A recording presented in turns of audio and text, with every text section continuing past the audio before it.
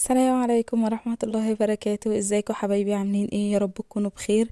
وحشتوني جدا جدا من الفيديو اللي فات. ولو اول مرة بتشوفيني، انا هند حرجاوي ودي قناتي. اتمنى تشرفيني وتحطي لايك للفيديو وتعملي اشتراك للقناة وتفعلي الجرس عشان يوصلك كل جديد. وحشتوني جدا جدا حبايبي من الفيديو اللي فات.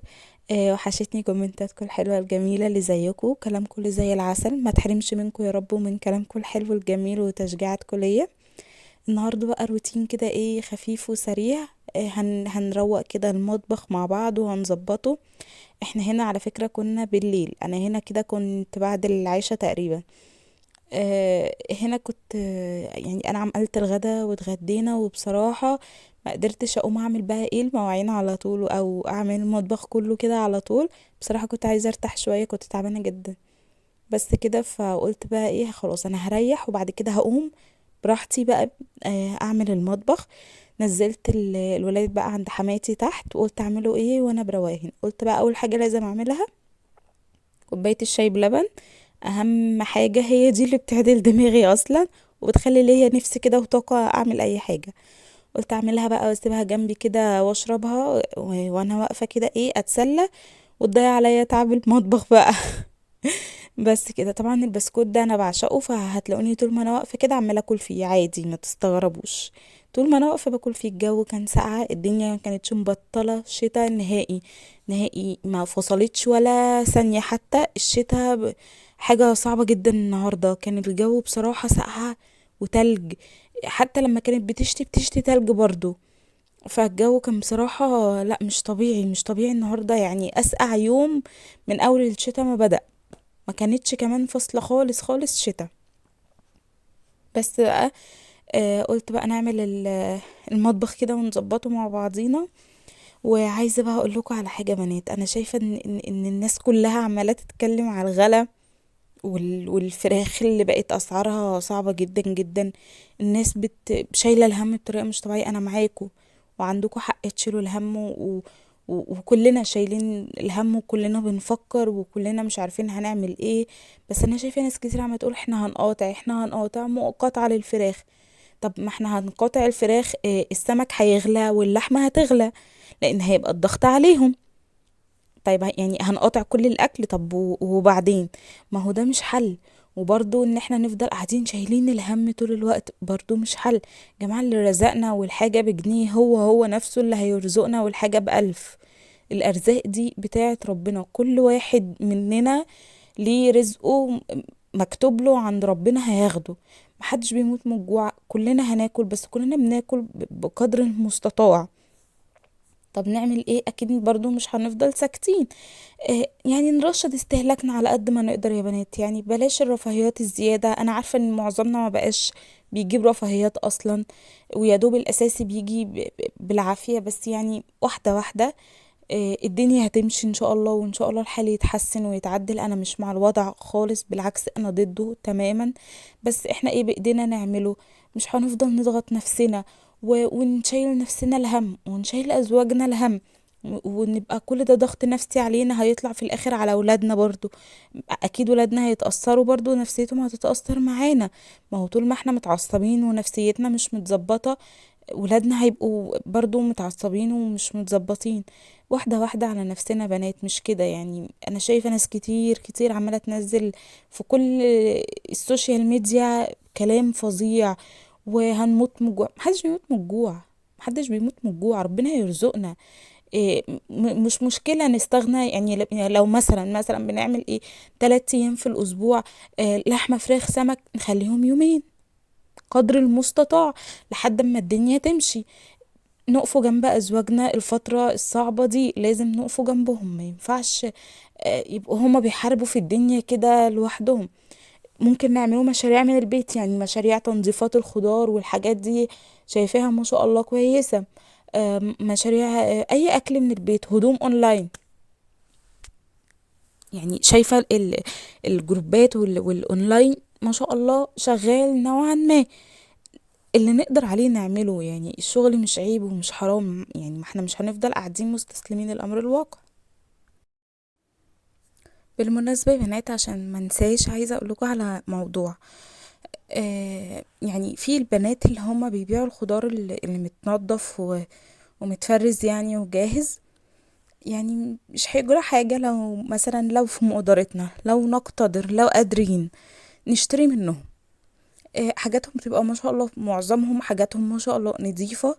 أسعارهم مش زيادة عن اللزوم أو مش مبالغ فيها. أسعارهم كويسة جدا.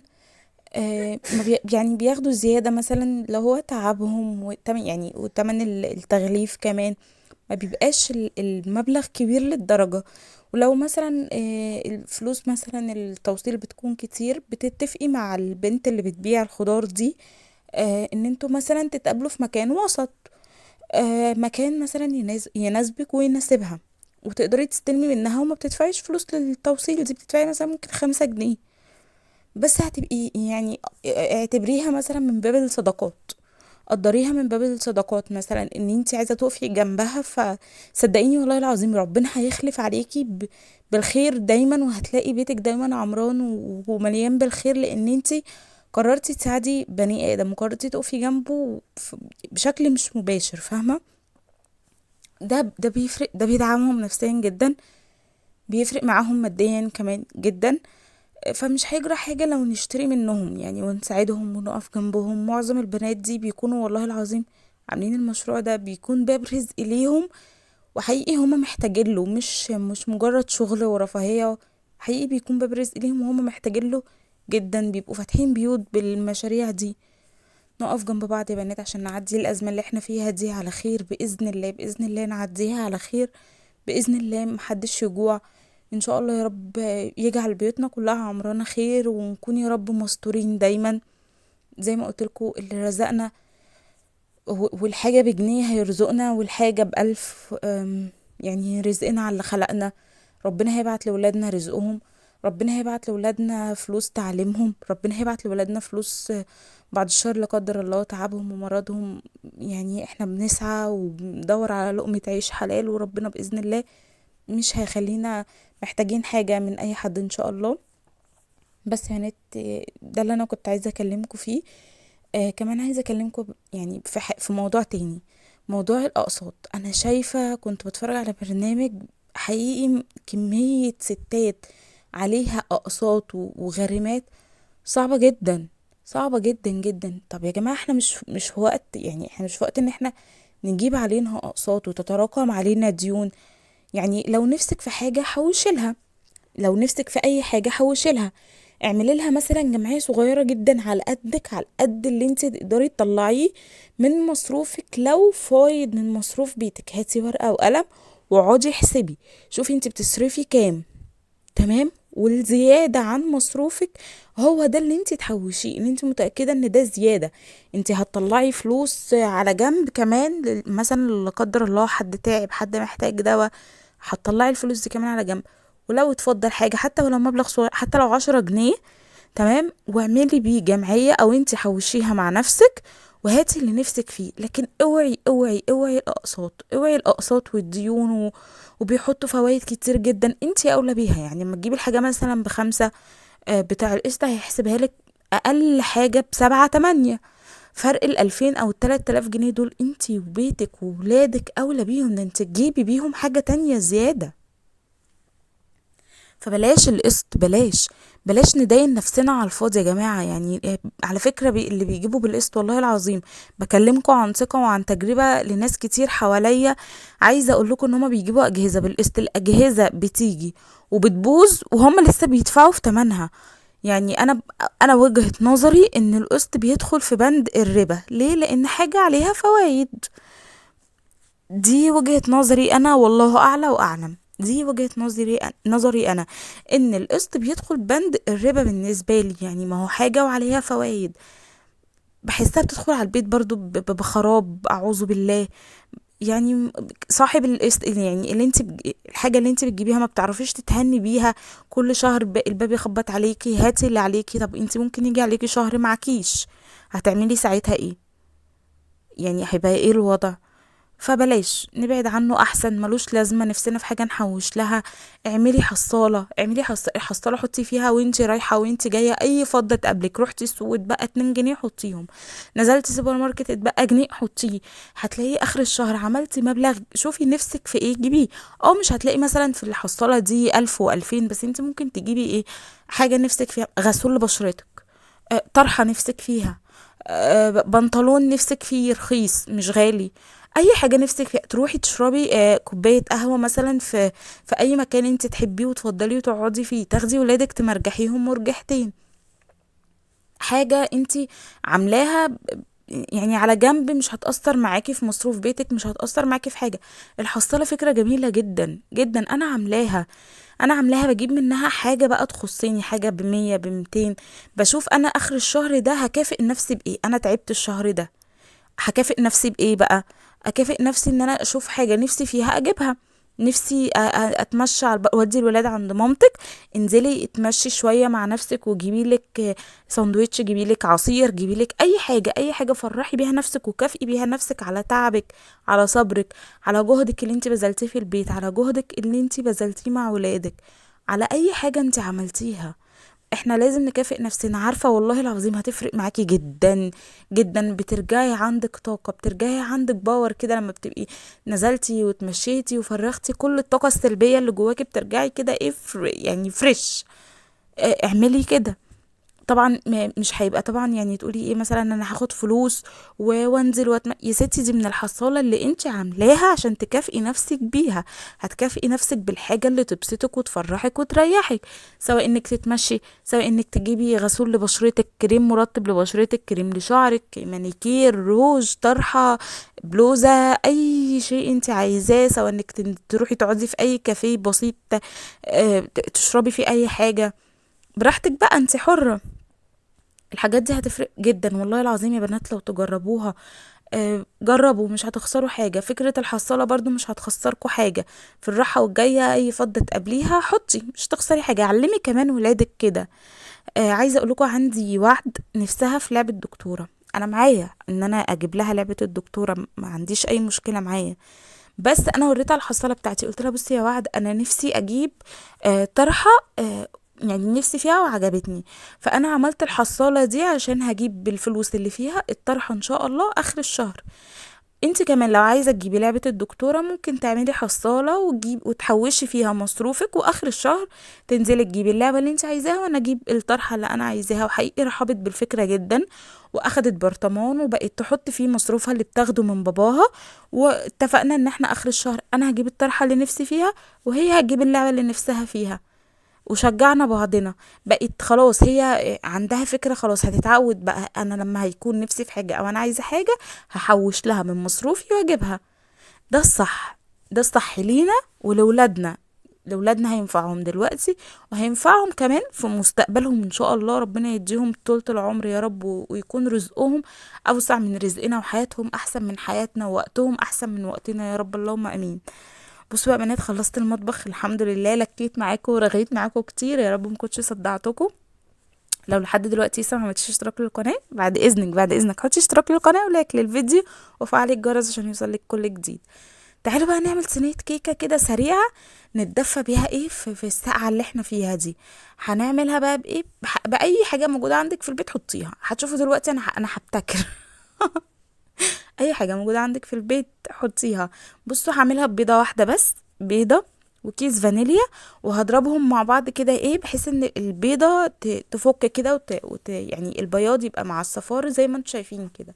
تمام، يبقى بيضه، كيس فانيليا، تمام، وفي الغطا بتاع ازازه الخل خل، تمام، عشان لو في اي زفاره زياده في البيت تتشال. والخل بيخلي الكيك لونها فاتح كده وبيديها هشاشه زياده. تمام، ومعايا كوبايه الا ربع سكر. هضرب بقى كوبايه الا ربع سكر وبيضه ومعلقه خل وباكو فانيليا، وهضربهم مع بعض كويس كده وادوب السكر واخليه ايه يتجانس هو والبيض مع بعض ويعملوا ايه قوام كده فاتح كريمي شويه. تمام، هوصل للمرحله دي بقى، وبعد كده هكمل بقيه المكونات. بقيه المكونات بقى هحط ايه؟ كوبايه الا ربع لبن. تمام، اللبن ده اللي اتبقى مني من الشاي بلبن كملت عليه. تمام، كوبايه الا ربع لبن. برضو هضرب المكونات دي مع بعضها كويس جدا كده تتجانس مع بعضيها في الخلاط، في الكبة، مضرب يدوي، اي حاجة اي حاجة هتمشي ومش هتقول لا. تمام. ونص كوباية زيت، ده زيت التموين عادي جدا، ما تقلقوش، ولا بيدي طعم ولا ريحة، ما تخافوش، عن تجربة. مش لازم زيت نزيف، الزيت بقى غالي، الزيت بقى ب65 جنيه. استخدمي زيت التموين مش هيقول حاجة. نص كوباية زيت. تمام كده. بيضة، كوباية الا ربع لبن، كوباية الا ربع سكر، او نص كوباية سكر لو سكركم قليل. تمام. وضربنا كل ده مع بعضه، وكيس فانيليا. تمام كده. هحط بقى كوباية ونص دقيق، عليها رشة ملح، وعليها باكل بيكنج باودر ده. انا كنت فاتحاه واخده منه معلقة، فقلت هحطه. بقية الباكو يعني انا كنت اخده منه معلقة واحدة، فهحطه. تمام. معايا هنا بقى ايه رشة الملح اهي على الدقيق، وكمان البيكنج باودر. هأديهم تقليبة كده على الخفيف بحيث ادخل المكونات الجافة دي في بعضها، وبس كده. وهدمجهم برضو مع بعض كده، وهخليهم يتجانسوا مع بعض كويس. بس كده بس كده، دي المكونات. دي الطريقة. في اسهل من كده؟ مفيش اسهل ولا ابسط من كده. قومي يلا اعملي صينية الكيكة دي كده وانتي بتتفرجي عليا، ودفي البيت كده ودفي الولاد، واقعدوا كده كلوها مع كوباية شاي بلبن كده قصاد التلفزيون بقى، مسرحية بقى، مسلسل، اي حاجة. بس كده. بصوا بقى، انا حسيت ان انا عايزه احط لها ايه، رشه جوز هند كده. بحب انا جوز الهند في الكيكات جدا، بعشقه. فحطيت كده ايه رشه جوز هند بسيط يعني، مش كتير، حوالي ربع كوبايه. وقلبتهم برضو يعني مش ضرب يعني، كده تقليب. بس كده دخل المكونات في بعضها وخلاص. تمام. ادي كده انا قلبتها تقليبه حلوه، وجوز الهند خلاص بقى في الكيكه كلها وتوزع. هجيب بقى القالب اللي انا هدخل فيه الكيكه في الفرن، هدهنه كده ايه دهنه زيت بسيطه، مش كتير، بس عشان ما تلزقش واقدر اقلب الكيكه يعني على طول. تمام. بس كده هحط بقى فيها الخليط. هسوي الخليط ده على ايه، على الرف اللي في النص للفرن. تمام. على درجة حرارة 170، حسب درجة الفرن بتاعتك بقى انتي اظبطي يعني. لو الفرن واطي علي شوية، لو الفرن عالي وطي شوية. لو فرنك مظبوط يبقى هي 170 كويس قوي، وهتبقى مظبوطة. تمام. اخرج كل الهواء بقى اللي في الكيكة، واديها هبدة كده بسيطة على الرخامة، بحيث ان هي ايه السطح بتاعها يتساوى وتبقى تمام. بصوا بقى بعد ما خرجناها من الفرن شكلها عامل ازاي، تحفة. جربيها، هتعجبك جدا ان شاء الله. اشوفكم في فيديو جديد على خير حبايب قلبي، هتوحشوني جدا جدا من الفيديو ده للفيديو الجاي ان شاء الله. باي باي.